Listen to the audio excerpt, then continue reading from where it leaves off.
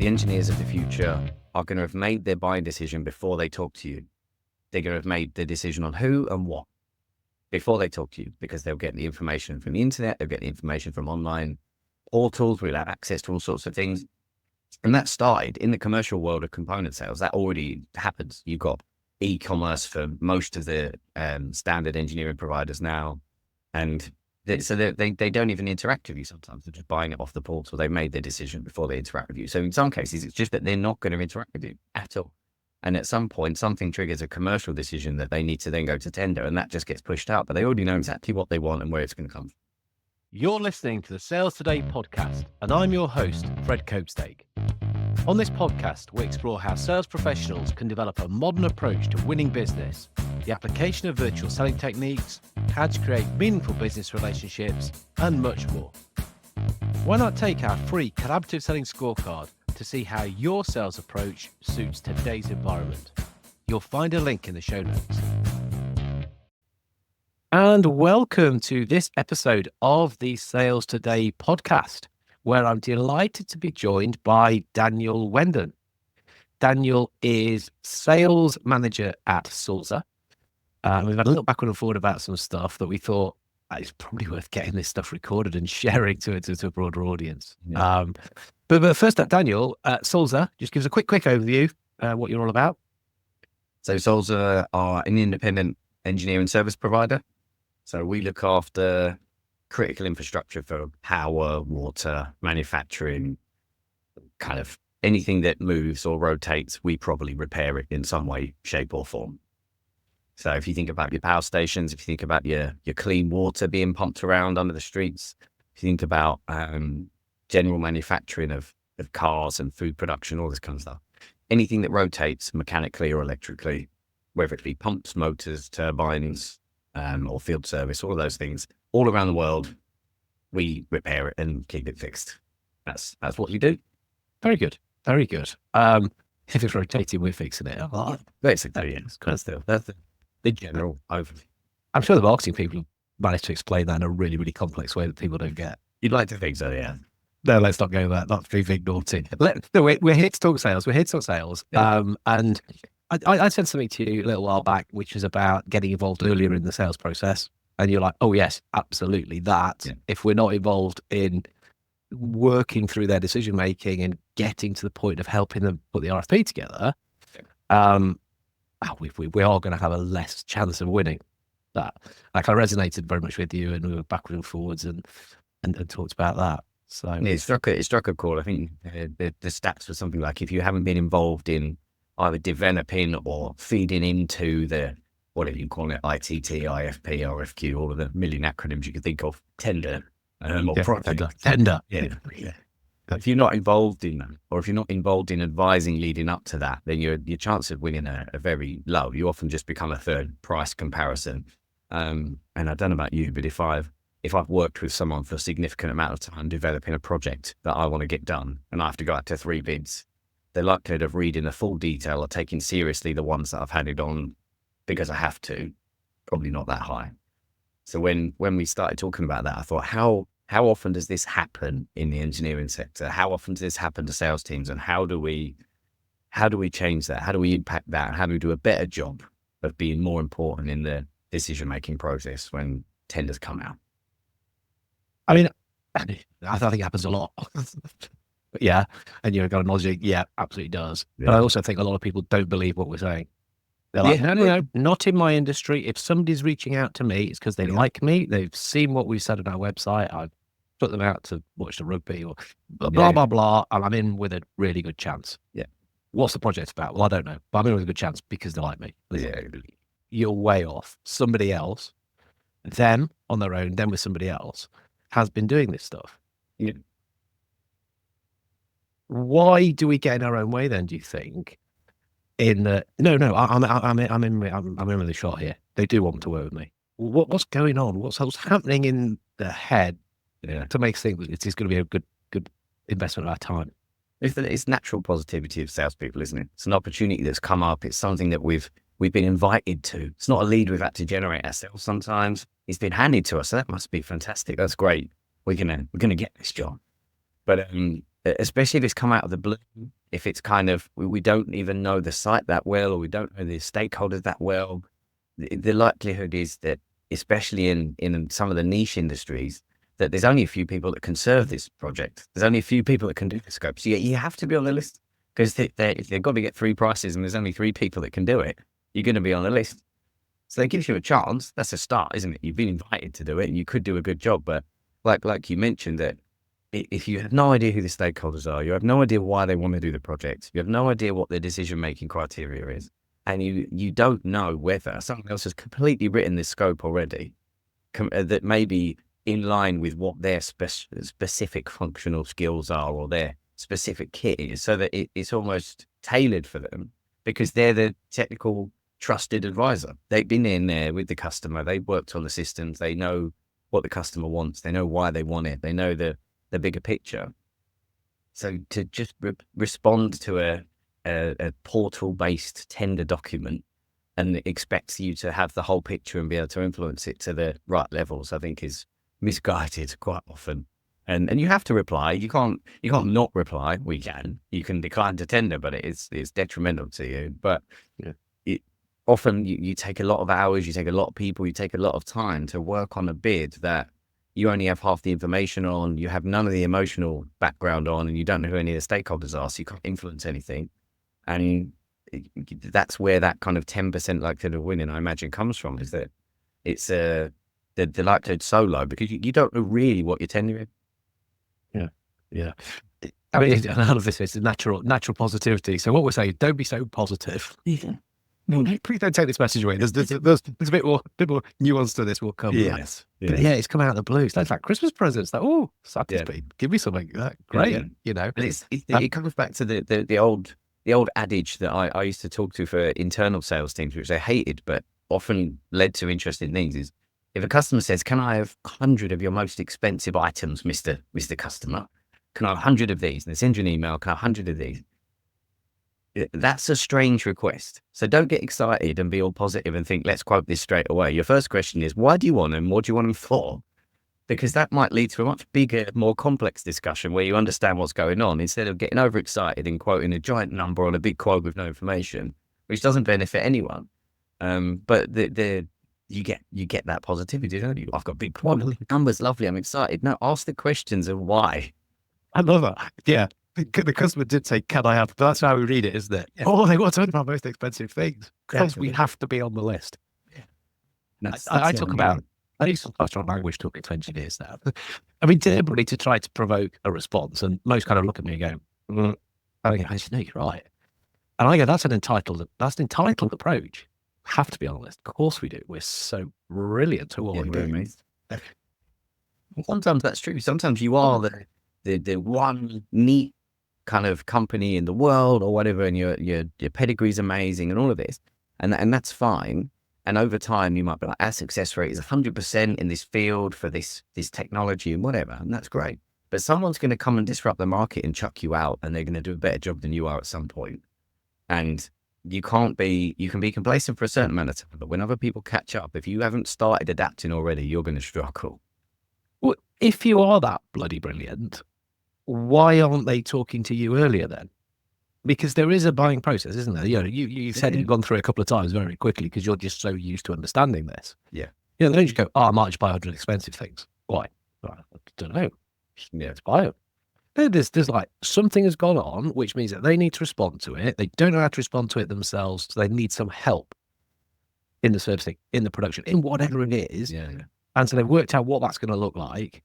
And so now we can start to look at, okay, this is the thing we're going to purchase. So as you've said, they're doing that on their own, or they've gone, this is a bit tricky.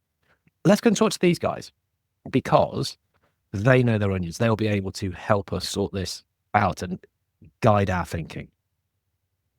There's two points, I think, come back to that. One is that I don't know the age ranges on this, but it was certainly a while ago that a lot of the discussion that was coming out around sales was that the engineers of the future are going to have made their buying decision before they talk to you. They're going to have made the decision on who and what before they talk to you, because they'll get the information from the internet, they'll get the information from online portals, we'll have access to all sorts of things. And that started in the commercial world of component sales. That already happens. You've got e-commerce for most of the standard engineering providers now. And they don't even interact with you sometimes. They're just buying it off the portal. They made their decision before they interact with you. So in some cases, it's just that they're not going to interact with you at all.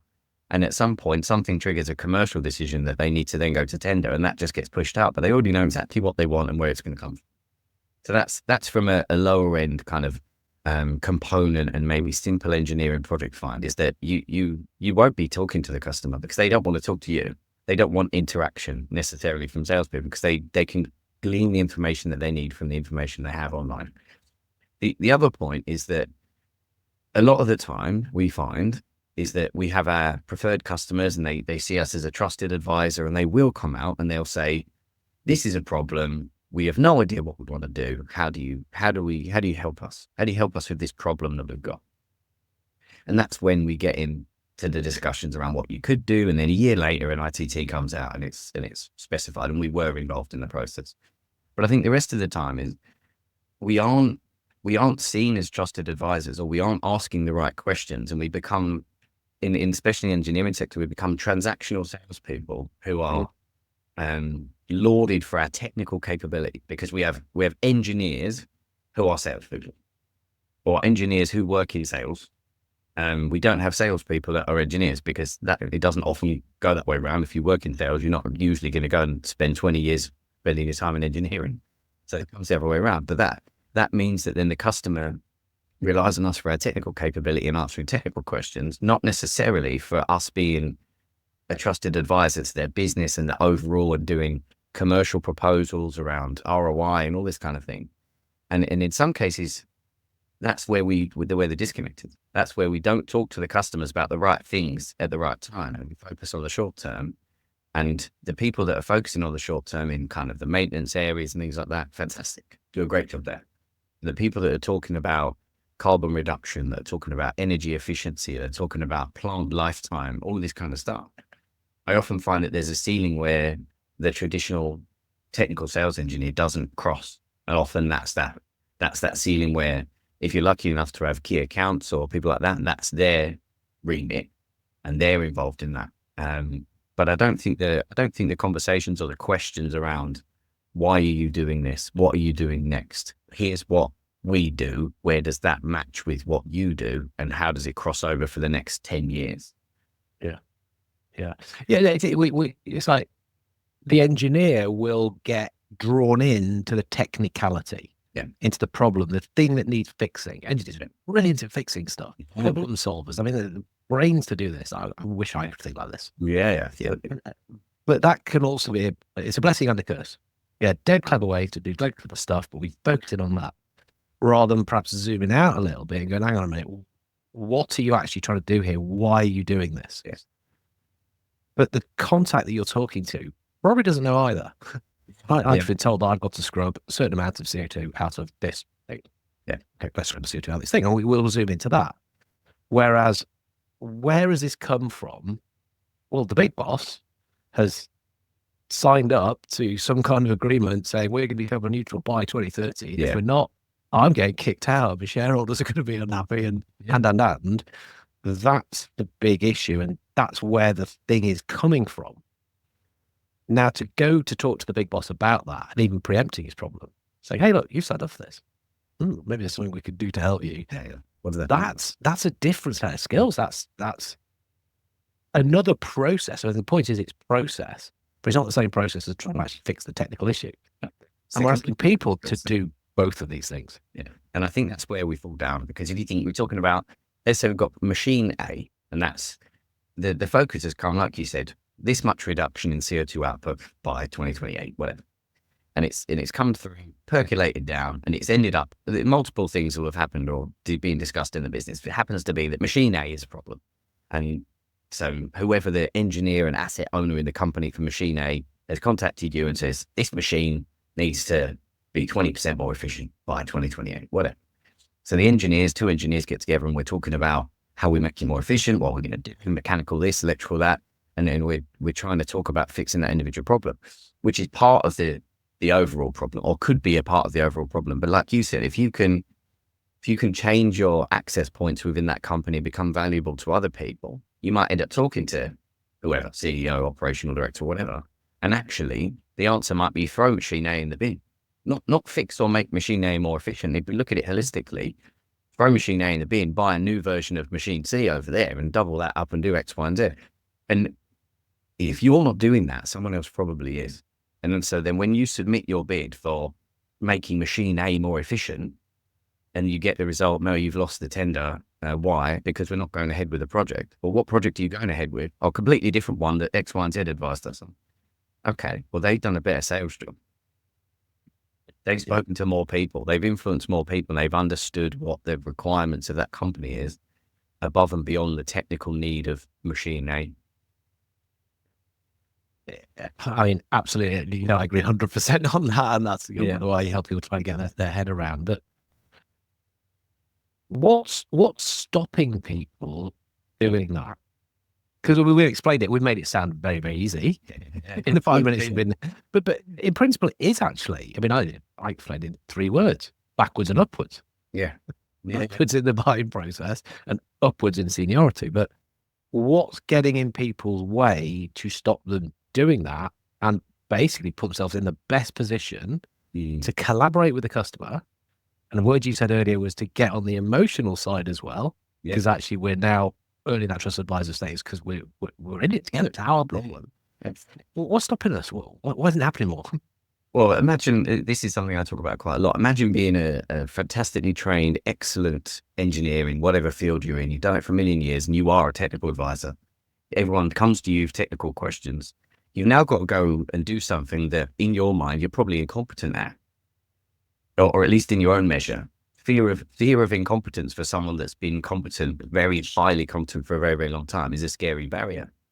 I've got to go and talk to someone about potentially carbon credits, or they might throw something at me that I've never heard of. And it's not a technical problem I can solve. It might be to do with policy, or it might be to do with, like you said, it might be to do with emotion. It might be to do with, like, I might get fired if I don't do this project. That might be the biggest driver in this decision-making process. I have to look good in doing this project. So if you've got fear of incompetence for someone that's been very used to being very competent for a very long time, it's uncomfortable to go and try and do something like that without a structured kind of set of tools or support to not guarantee success, but help with success. I think that's where your kind of wargaming comes in, and working with people being uncomfortable doing things that is new. And having all new things and uncomfortable things, you don't want to do it, so you shy away from it. And it doesn't get done. Yeah. No, I think you're right. An engineer can look any other engineer in the eye and they can debate stuff and it's like, my way, no my way, no my way, no my way. Anyway, we'll get anyway. And they'll say, I'll go head to head with anybody. But going talking to a chief sustainability officer, so someone who's now in the C-suite, concentrating on this stuff, like carbon, different language, different. Well, they're not environment, different cars. Yeah, they're not engineers. They've got other stuff that they're responding to. So you hit them with if you did get there, you hit them with a kind of engineer argument. They're like, that's off. Water for ducks. That's not what I'm looking at. Yes, exactly. Yeah. But there are sets of tools. There are ways. And that's the thing where I get, depends what mood I'm in. Sometimes frustrated, sometimes excited. That engineers are bloody good at process. Yes. It's process. It's a set of tools. It's like, here's the tools, use them in this way, and helping people to do that. Yeah. It can really have a massive impact on success. Well, you create potentially your most powerful advocate or coach within a business if you sway someone like that one time. Yeah. One time. Head of operations, head of sustainability, something like that. If your name is on their lips at any point within that business based on your support of them, even if it doesn't lead to business for yourself, that's impact. It is. And I think sometimes where an engineer can struggle with the concept is that it's not about, here is the solution, that is the fix, that is what you do. It's, you're helping me get my head around something. You've brought something to the table that's got me thinking. It's something I should have probably been aware of, but you shine a light on it, or I was aware of it. Nobody else is talking about it. They're trying to show me catalogs. I'm trying to work out how this goes back into what I actually am measured on. You get it. You get me. You're very welcome to sit and continue with me on this journey to get to the point where we'll have to buy something to fix something. What do you think is the most kind of, we talked about process being important, and especially technical sales engineers being real fans of process. They can follow it well. They know exactly how it works. That's their wiring. What kind of tools do you think will help open up those pathways and change the mindset potentially for them to be good at then reaching further and backing up, like you said? A value proposition, a well-formed value proposition. And the issue I see is that most people aren't doing this right. It's a proposition. There's no value in it. And so the proposition part is the part that you bring to the party. So it's your strengths, all the stuff we love talking about. It's all on our website. We're trained to within an inch of our lives talk about this stuff, product training. The value bit on the other side, value proposition, that's all about what are the external drivers that is impact your company. And when we look at that, that's the stuff that the big bosses are having to respond to. So if you work out that, you can go in and talk at a very high level. Because everybody can say, because of that, you're now trying to do this thing, I guess, using an educated guess. And so these will be the ways in which you'll try to go about solving it. And that's probably the stuff you're going to measure. If you can work with that side of the value proposition, then the other side, the proposition part, falls into place. And it's this bit that people don't really understand how to put together. Do that, and you're off and running. You're at the races. I think that's, and I think even now, especially in the manufacturing and energy and water sectors, most people are aware of what those external drivers are. They come from cost of energy. They come from trying to longevity of equipment. It's not like you're having to guess at weird kind of fiscal interactions between businesses or anything like that. Most people know what the main concerns are of big kind of heavy industry now. And it's energy, it's labor shortage, it's skills gaps, it's government policy coming in and tariffs and things like that. So it all boils down to, can we improve efficiency? Can we reduce complexity? And if we can do those things, like you said, we don't necessarily need an actual solution. We need examples of where we've done that before and why it's relevant to them and how much money it saves them or time it saves them, so that it means this for their business and why. Or even just a way ahead. Yeah. We've done stuff like this. But the thing with those things you just listed there, that they're indisputable. Yes. We have signed COP 30 later, or the label or whatever it is, those things, they are going on. Now, I'm now going to make this, I say assumption, people hate that word. Engineers hate it. So I'll say hypothesis goes back. This hypothesis that this is now how you're trying to deal with that, Mr. Customer. Now, again, people feel uncomfortable with this, but it's actually such a good thing to do. Because again, I don't really think you can be wrong. It's like, bingo, you are bang on the money. Absolutely the person I want to work with, or it is, but not quite.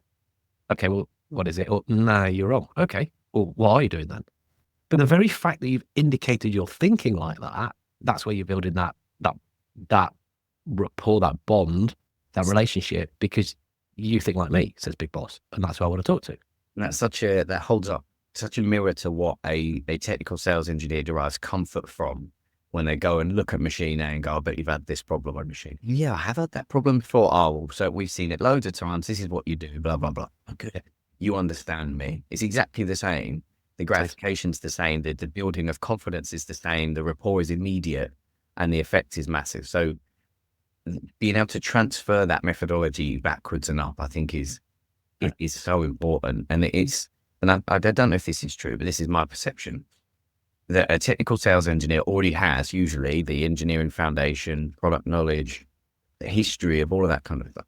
So it's not very easy, but it's much easier, I would say, to transition into that professional sales piece than it is for a professional salesperson to try and pick up the technical knowledge to the depth that's required to build a rapport with an engineer. I'd go with that. I think you're right. There's a little bit of a challenge in not, I'm going to say turning off, it's the wrong expression, but just sort of, I think I say turning off the tech side. Yeah. When we're in the early stages and going in more with the business side, whereas the inclination is, let me tell you how bloody good we are at doing all this stuff. Our solution is awesome. Yeah. Right. It's worked so many times. It's just kind of having that game plan to resist that urge to do the things that when you get to that point, people are eating out your hand. It's like, wow, this is absolutely superb. And yeah, you ultimately do need to get there. Now, you could have different teams depending on the size of projects. The business development team who kicks it all off and then brings experts in. But perhaps for a smaller organization, someone who's got to have to take responsibility for everything. You are the area manager, you are the business development person. Then you're going to have to be playing those different cards at each time. So I think it's easier to work like that. And also, from my point of view as a trainer, I've said it before, the engineer is good at process. So not training is a process.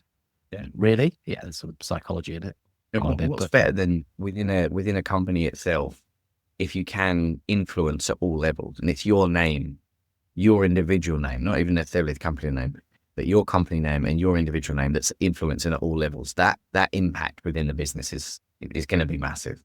If it's two teams, I get it. You do a contract level, you do a global level or a European level or a national level, and then you have the day-to-day functional level. And as long as you have the crossover between those two, you can cover that. But how do we get it so that it becomes, like, because I know you've said before, there's resistance to this. There's a perception that maybe what we're talking about here isn't necessarily the main, not problem, but the main development point that we should be talking about when we're talking about these types of bids and these types of works. How do we get teams started on the road to understanding the value of this and how much impact it would have? Because everyone's fundamentally a little bit selfish, aren't they? So how do we get them to say, this is going to help me, so I'm going to do it. I believe in it. I understand how this structure is going to work. Well, it's stuff like this, Daniel, which is why I'm so pleased that you've come along. I'll bang the drum around it. We need to show that it actually works. So have good solid case studies that company X got this business because this is the way they went about it. And the people who are going to kind of perhaps convince the best of the customers who are saying, you're right, I want to work with somebody at this stage who understands this sort of stuff. And there you are too late. I mean, that 10% that you've quoted, that's come from procurement people when I've interviewed them. But more kind of perhaps engineering customers and just getting more of a source of material to share to the people who want to hear this. But that's what we need to do. Some people don't want to hear it. And I'm getting more comfortable with that. That, you know what? I used to have ton of hair, but I've sorted it all out, trying to turn people around. Some will never be turned around. And much as it pains me, we've got to go, okay, they won't. However, there's some that will be curious enough and kind of smart enough and have just perhaps seen this enough that when we highlight what's actually going on, actually, when you won that really big thing, do you know what happened? Look, oh yeah, we did. We didn't just respond to an RFP. They called us in early. Right. Well, what if we called ourselves in early? We call ourselves in early. We'll say, actually, this is probably what's going on in your world. Being British doesn't help, does it? I can't go in and say that. Ask for some business. Well, to go in and say, I think this is going on in your house. What? But we can do that and just sharing this thinking. Well, I'm on a bit of a quest to do that at the moment. It opens people's eyes and they start to say, well, can you tell me more about it? Absolutely yes. Absolutely yes. That's my job. And I suspect that's your passion. I'm not careful with passion, but it's something you clearly care about. I can hear it come across in this. You want to take the time to speak to us. I think it's interesting when you work with, like you said, you work with people that have a focus on what they do and what they're good at and how it's worked for them, and it currently works for them, so that I don't need anything new, which for a lot of people, fine. But then it's quite interesting when you work with grads, for instance, and you talk to someone that's coming into a sales program as a grad and you describe all these things. They go, yeah, absolutely. Of course you would do that. Obvious. Like, well, it makes sense. And then you draw out like a power map with them for their customer and you say, right, what's good about this? And he's like, well, I know 8 people. You're like, that's not the good thing about the map. What's the good thing about drawing out a power map? It's all the gaps. It's all the people don't know yet.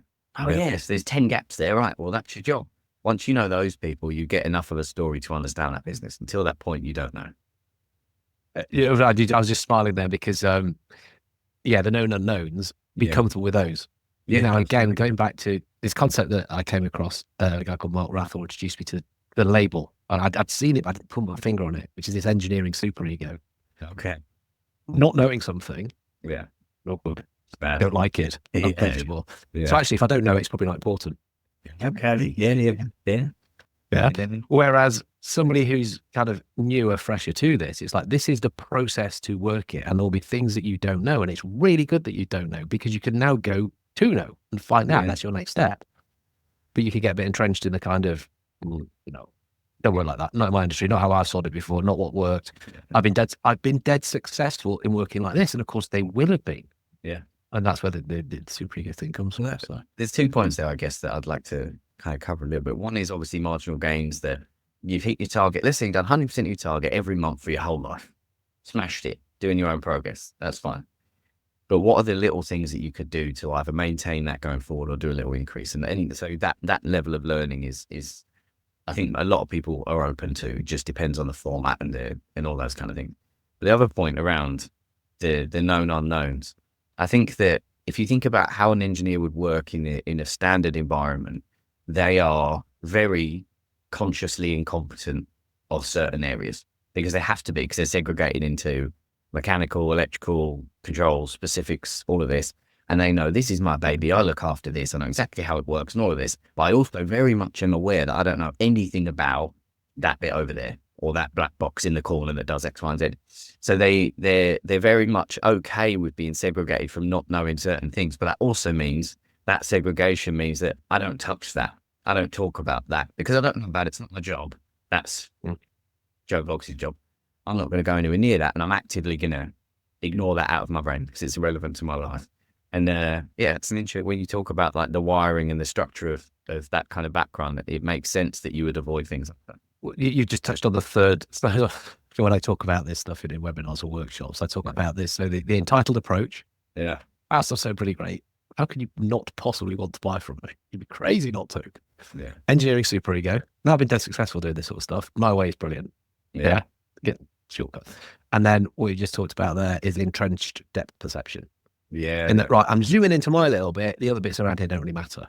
Well, no, because they all do come to work together, and the big boss is looking at all of these things. They're the things, if we can initially get the mindset bit right, to go, you know what, that was uncomfortable you telling us that, Fred. Yeah. But you all bang on, you get us. God, it's a bit like how we sell, isn't it? You get us, we're now going to give you the right to talk to us more about how to do stuff around this. Then we can really start to use those tools, those techniques, those things, that process to uplift the whole of the sales process. So even stuff that people are doing and have done and are still going to need to do, sales is changing quite dramatically. There's tools, there's techniques, there's things that you can do to stand apart. Yeah. There's a massive opportunity for people to jump in and grab them, because a lot going, no, we're not going to do that. Send a digital proposal. What do you mean? So proposal with video in it and stuff that's dynamic. Yeah. What? Do you send video? What do we do? Not in our industry. Well, have you sent it? No, we don't know that. So there's things that you could just go boom, boom, boom, boom, boom, and the way in which you're perceived by customers, even just doing the old stuff, let alone the kind of the supply side, the reactive sell, is way better.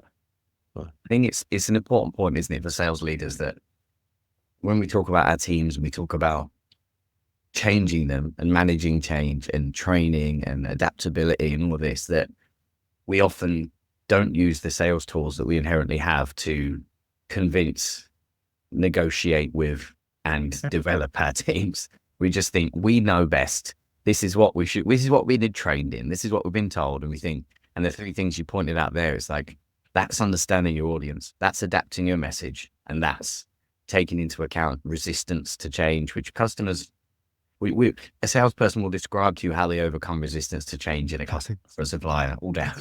And when we talk about training, we think that doesn't matter. Don't start me on that. It's a massive irony that we sell change. Salespeople sell change. That's our job. Well, we have to do that differently. Oh, no. Yeah. For customers, it's not me. I think it's an important point, isn't it? I think if you think about specifically in the engineering sector, we talked about it already. The proof is in the proof. So we've I'll borrow that. We've done it before. We've proved we've done it before. This is how it worked, and I can prove to you it worked.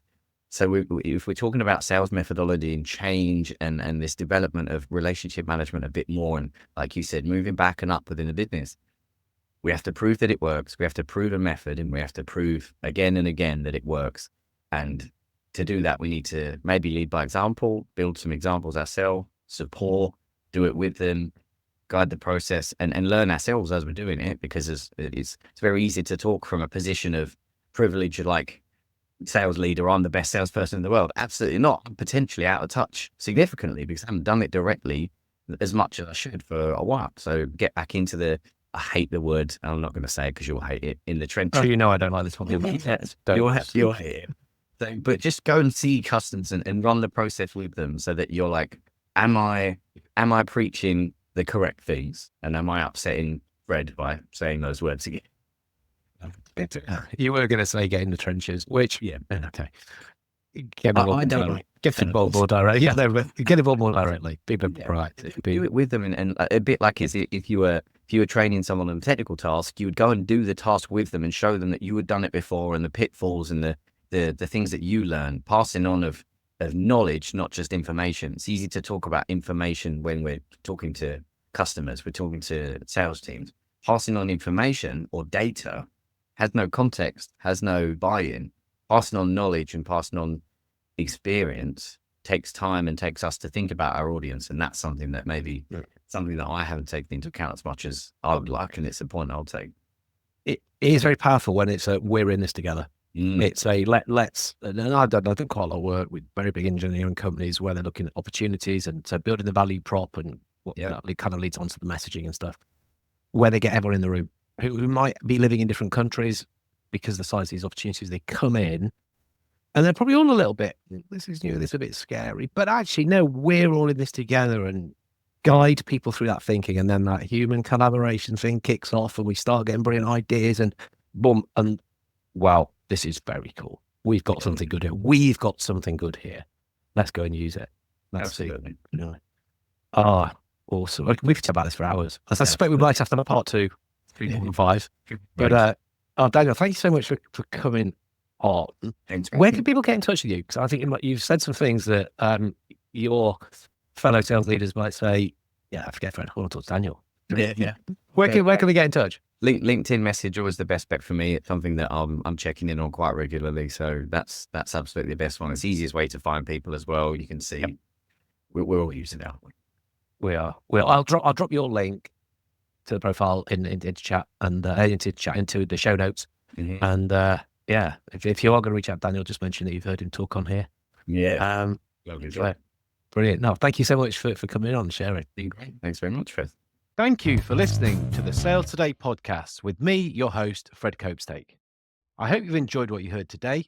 If you did, please get in touch and hit subscribe. And remember, you can take the Collaborative Selling Scorecard for free to check out how your sales approach works in today's environment. You'll find it in the show notes.